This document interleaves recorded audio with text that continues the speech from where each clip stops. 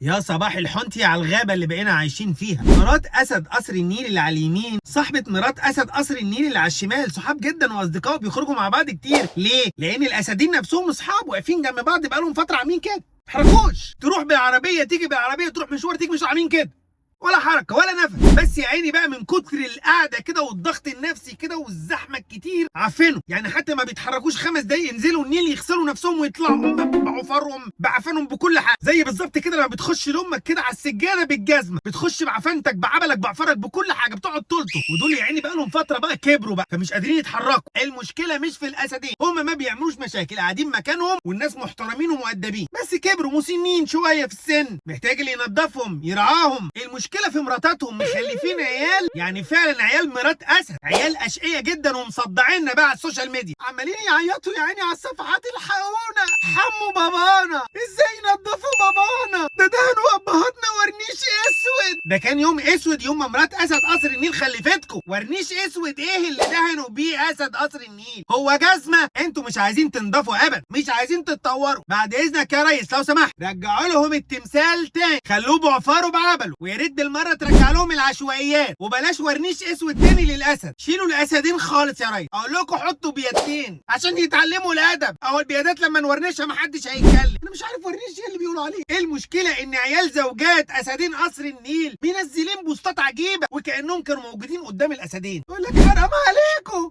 بتورنشوهم ليه؟ هم عملوا لكم ايه عشان تورنشوهم؟ لا ده انتوا متخلفين وعايزين الناس ترد عليكم بتخلف.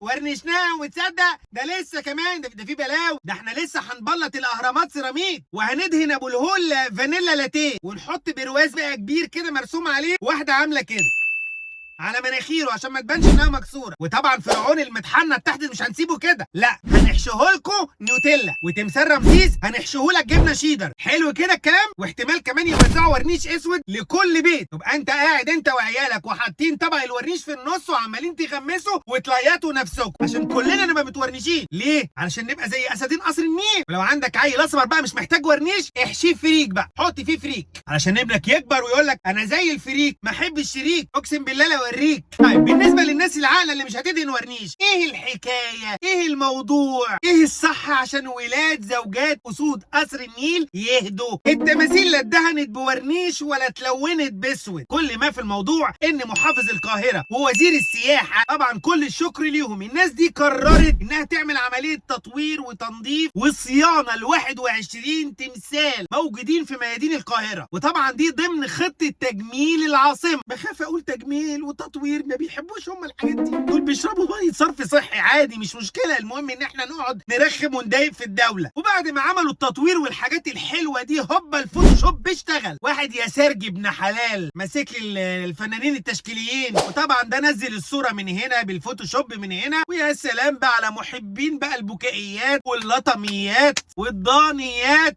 نشروا الصوره المتفبركه وهات يا هبد ما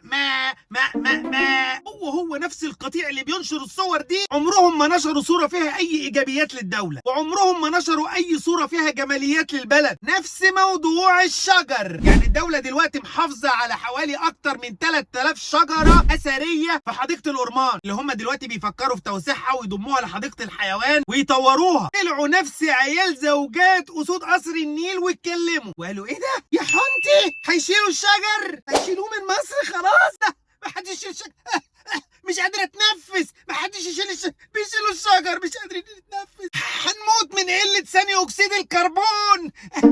هو احنا بنتنفس ثاني اكسيد الكربون ولا اكسجين؟ انتوا مين؟ بعد اذن زوجات اسود قصر النيل لو سمحت، يا ريت بعد اذنكم بقى لو سمحت انت وهي بقى لموا عيالكم شويه، لموا عيالكم اللي متبعترين دول وعاملين يهبدوا في اي حاجه. خلوا فيه ذوق بقى، في تربيه وفي ذوق، خلوا فيه ذوق يا حنتي.